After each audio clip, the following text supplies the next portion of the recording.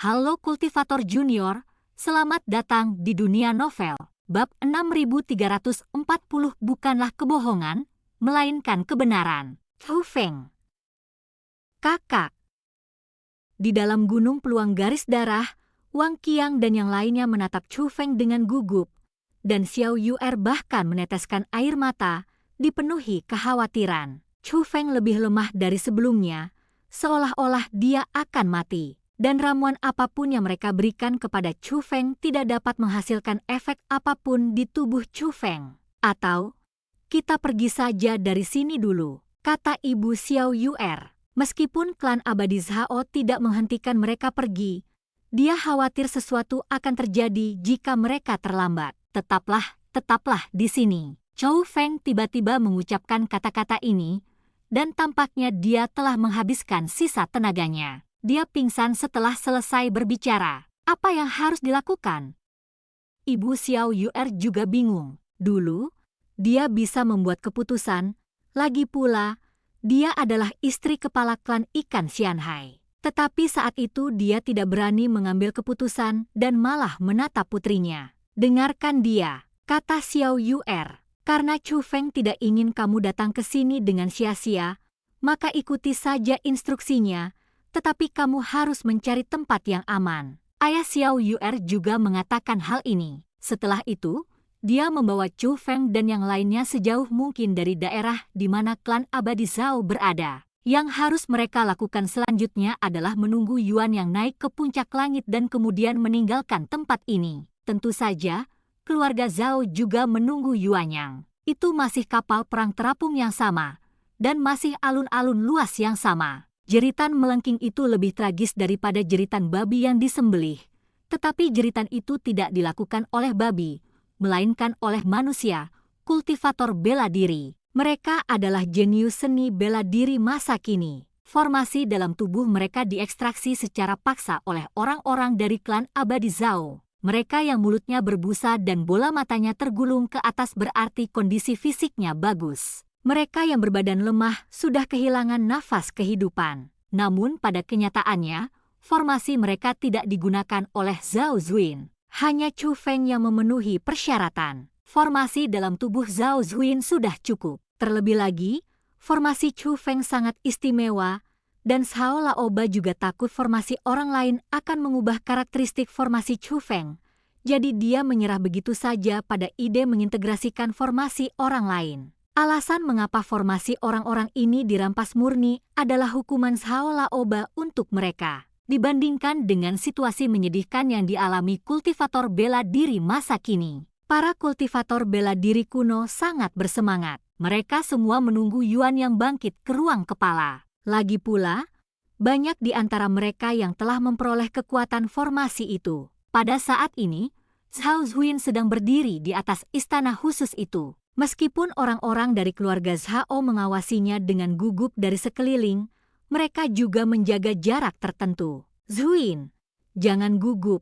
Kamu pasti berhasil. Zhao Laoba juga berdiri di kejauhan, bersorak untuk Zhao Zuin. Zhao Zuin hanya tersenyum, tetapi senyum ini sangat tidak wajar karena dia sangat gugup dan sangat takut gagal. Peluang garis keturunan yang besar ini tidak hanya dipersiapkan oleh ayahnya, tetapi juga dengan risiko yang besar. Dan ayahnya telah mempersiapkannya dengan cukup sempurna. Kalau dia masih gagal setelah semua ini, dia akan menyesali ayahnya dan keluarganya, dan dia tidak akan sanggup memikul tanggung jawab ini. Akhirnya, Yuan yang bangkit ke dalam ruang kepala. Dalam sekejap, seluruh dunia diselimuti cahaya yang menyilaukan. Cahaya itu begitu menyilaukan sehingga mereka yang kultivasinya lemah tidak mampu membuka mata mereka. Bahkan untuk seorang master seperti Zhao Laoba, bidang penglihatannya saat ini sangat terpengaruh. Beruntungnya, dari jarak ini, ia masih bisa melihat kondisi putrinya dengan jelas. Sudah selesai. Aku tahu Zuin akan berhasil. Dialah orang yang ditunggu-tunggu oleh klan abadi Zhao. Melihat itu, di bawah sinar matahari, kekuatan formasi di tubuh Zhao Zuin mulai bocor keluar. Zhao Laoba sangat gembira. Namun segera, dia mengalihkan pandangannya ke kursi penonton di alun-alun. Di antara hadirin, Banyak jenius kuno atau generasi tua juga telah mengintegrasikan kekuatan formasi. Sekarang, sudah ada perubahan yang nyata. Namun, tatapan Zhao Laoba diarahkan pada wanita bernama Chan Hua. Momentum yang ditunjukkan wanita itu sungguh besar. Jauh dari sebanding dengan siapapun di alun-alun itu. Melihat sekeliling, hanya Zhao Zuin yang bisa melampauinya. Tetapi alasan mengapa Zhao Zuin bisa begitu terkenal adalah hasil dari persiapan yang matang. Adapun wanita itu semua tentang kemampuannya sendiri. Chan Hua dari pedang surgawi sesuai dengan reputasinya. Zhao Laoba mendesah dalam hatinya melihat bakat wanita itu. Namun dia tidak iri. Sebaliknya, dia menatap putrinya lagi dengan senyum lebih lebar di wajahnya. Kenyataan bahwa seorang jenius seperti itu tidak sebaik putrinya membuktikan bahwa niat baiknya tidak sia-sia. Suara mendesing, namun tiba-tiba, badai istimewa melanda seluruh dunia. Badai itu menerbangkan cahayanya. Yuan yang terus melepaskan kekuatannya, dan pengaruhnya terhadap semua orang tidak berkurang. Namun cahayanya tidak lagi menyilaukan, dan penglihatan orang-orang berangsur-angsur pulih. Oleh karena itu, radiasi Yuan yang dapat terlihat lebih jelas. Pada saat ini, sinar cahaya yang tak terhitung jumlahnya yang terlihat dengan mata telanjang keluar dari Yuanyang. Hampir semua orang yang memiliki formasi yang terintegrasi ke dalam tubuh mereka diselimuti oleh seberkas cahaya dari energi yang. Semakin kuat formasi di dalam tubuh, semakin jelas pancaran sinarnya. Tetapi pada saat ini, cahaya terkuat yang dipancarkan dari Yuanyang tidak jatuh pada Zhao Zuin. Sebaliknya, ia bersinar ke arah gunung peluang garis darah yang jauh. Ketika Zhao Laoba menemukan pemandangan ini, orang lain juga menyadarinya. Jadi semua orang menatap Zhao Laoba.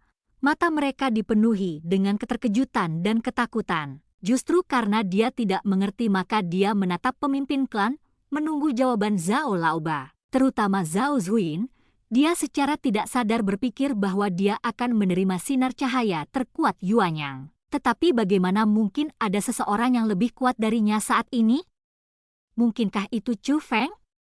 Tak lama kemudian, orang-orang memikirkan sebuah kemungkinan. Jika saya harus mengatakan, hanya ada satu orang yang dapat melakukan ini. Lagi pula, jika Anda perhatikan lebih dekat, di samping cahaya yang paling menyilaukan itu, ada beberapa cahaya lain yang sangat kuat. Namun semua sinar cahaya itu diarahkan ke arah yang sama. Meskipun sinar cahaya itu tidak sekuat milik Zhao Zuin, namun tetap saja cukup kuat. Orang-orang secara alami berpikir bahwa mereka adalah teman baik Chu Feng. Semuanya, tetaplah di sini. Setelah Zhao Laoba mengatakan ini, dia terbang menuju ke arah datangnya sinar cahaya itu. Tak lama kemudian, ia sampai di tempat cahaya bersinar. Seperti dugaannya, itu adalah Chu Feng dan kelompoknya. Sinar cahaya masing-masing menimpa Xiao Yuer, Wang Qiang, Xian Hai Xiaoyu, dan Qin Xuan. Dan seberkas cahaya kuat itu menimpa Chu Feng.